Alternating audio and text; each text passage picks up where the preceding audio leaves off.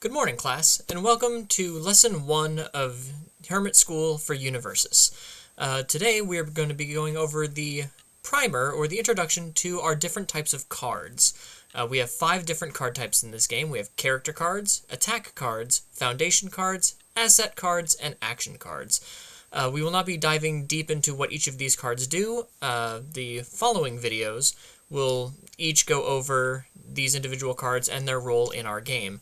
But for now, we're just going to go over what the cards look like and what all the pieces of the cards are, their anatomy, if you will. Also, this game recently went through a redesign, so I will be showing both the old format cards and the new format cards, because there are old format cards that are still available to play in our standard formats. So I will be showing you what pretty much everything old and new looks like. So without further ado, we'll start with our character cards. These are the foundation for which you build your deck. Just gotta make sure that we're recording my mouse.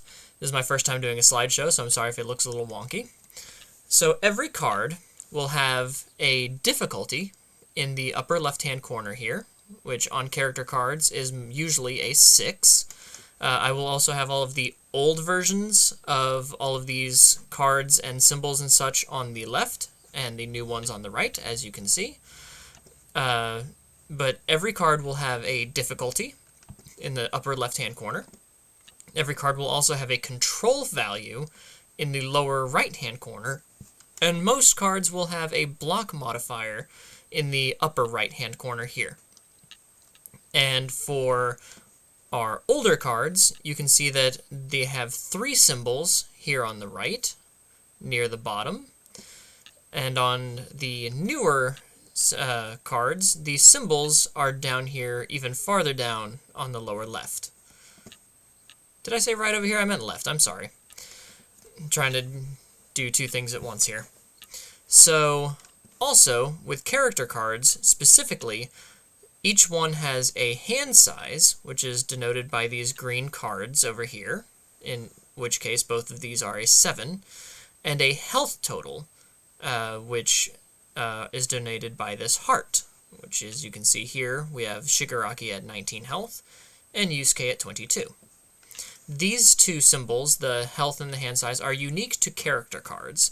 So outside of character cards, you won't see these symbols.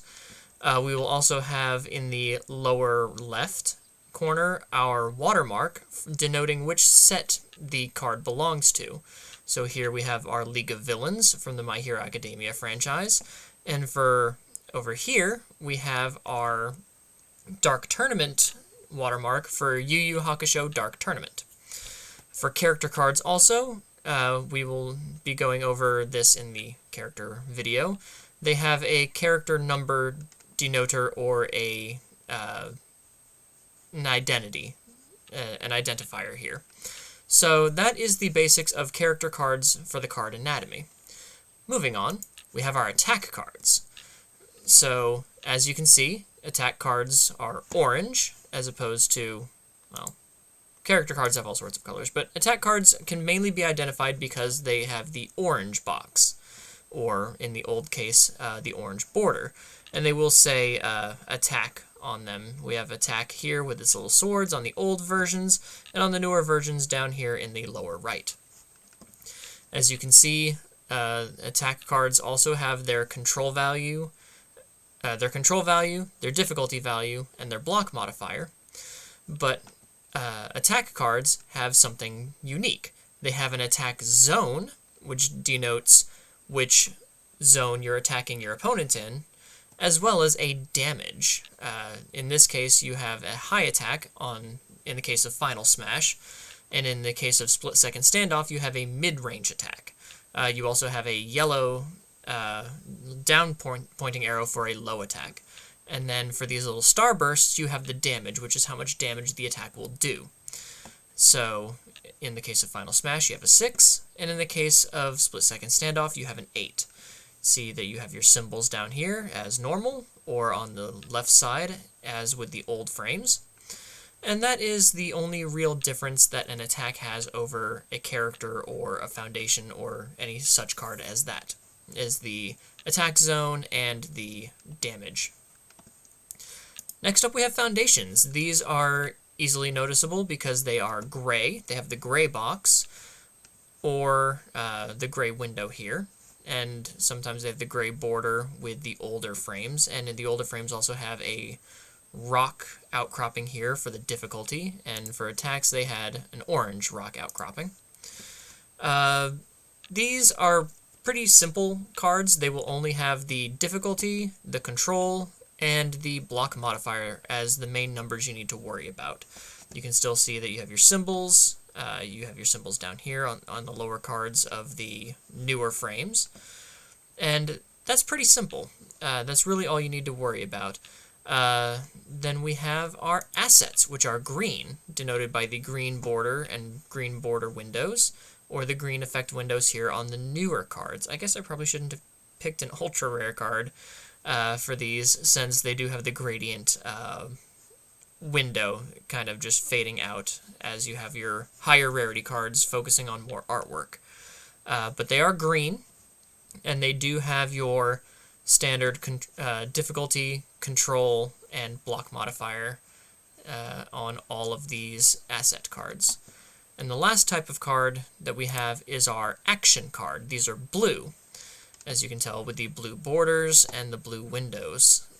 And again, we have our control, our difficulty, and our block modifier. Sorry, control is alphabetically before difficulty, so I always want to do that, but left to right from top to bottom is difficulty. I'm a new teacher, I apologize. But yes, but you also have probably noticed all of these different symbols on the sides of these old cards and on the bottom of these newer ones that look not at all similar to each other. Well, with the rebrand, our 12, make that 13 symbols also went through a change.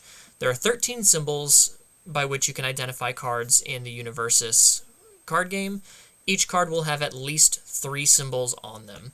As you can see, most of these do have the 3 symbols either on the side here or on the bottom, but some cards have more. Like this one for Togoro's Dominance has 4 symbols. And we'll go over why you need to think about symbols when building your deck when we get into the deck building portion of the class. But just know that every character has 3 symbols, and those dictate what types of cards can go in your deck. So for our symbols, we have our air symbol.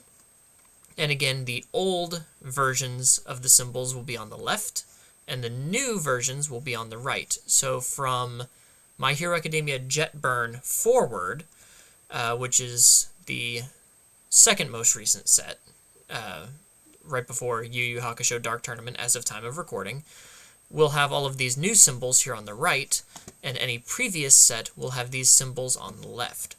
So our symbols are the air symbol, as shown here, the all symbol, which looks the most dramatically different, going from a red circle to a gray gear. We have the chaos symbol, going from a sharp red to a more cartoony, I think would be the accurate descriptor, of a pink symbol. We have the death symbol, which is going from a more realistic skull to a more cartoony skull. We have the earth symbol, which is just a different form of mountain. We have the evil symbol, going from a red trident on a black background to a black trident on a red background.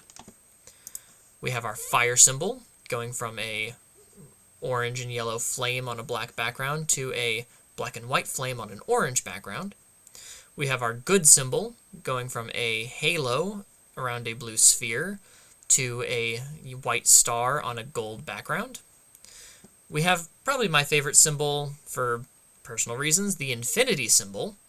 This is an infinity symbol with the rainbow of symbols around it, going to a tie-dye looking symbol with a white infinity over it. We have the life symbol, which goes from this kind of slim beanstalk looking thing to just a 3-leafed white plant on a green background. We have the order symbol, which goes from a realistic looking set of scales to a more flat set of scales here. We have the void symbol, going from this gray swirling pattern to a white and purple swirling pattern. And lastly, we have our water symbol, going from a flat matte tidal wave to a more stylized artistic tidal wave. And also, you will notice with the older cards, they will have this Universus back with the, I wouldn't even know how to describe this back, but the lightning going towards this very spiky, kind of edgy Universus symbol. And the new backs have this blue and orange spiral swirl going around the new Universus logo. So one thing I will say on the symbols is when you build your deck around your character, you will choose one of the symbols on that character, and every card in your deck has to have that symbol on it. So let's say you're building Tomura Shigaraki, and you choose the death symbol. Every card in your deck will have to have the death symbol. Say you're playing as Yusuke Team Leader, and you choose the good symbol. Every card in your deck will have to have the good symbol, with the exception of the infinity symbol. The infinity symbol can be, any card that has the infinity symbol can be played in any deck regardless of its symbol. And usually if a card has the infinity symbol, that will be the only symbol on the card. And it usually will have 3 I don't know why I'm gesturing. I just noticed that the layering on my camera is covering me up, so I don't know why I'm talking with my hands here. But the infinity symbol will usually take up all 3 of the symbol slots. So that card can be played in any deck, in any character, regardless of the symbol you chose. So that's what's very special about our 13th symbol, the infinity symbol. Otherwise, every card in your deck will have to have the same, will have to share the same symbol. Now, as I said previously in the Introduction to Universus video, you are allowed to mix and match IPs. So if you wanted to use, say, the card Togoro's Dominance, which has the death symbol, if you can see it right there, you could play that in Tomura Shigaraki on the death symbol, because even though they're from 2 different shows, 2 different franchises, they share the symbol, therefore you can play them in the same deck. And that is going to be the end of our overview for characters and symbols and how we've transitioned from the old frames to the new frames. I hope this was informative, and I hope that now when you're looking through cards online or in your local game store, you won't be too confused by why certain cards look different, or why the symbols look different, or why the not outline, but the formatting of the card is different. So hopefully this video will help clear up some of that confusion, and I will see you in the next lesson. Class dismissed.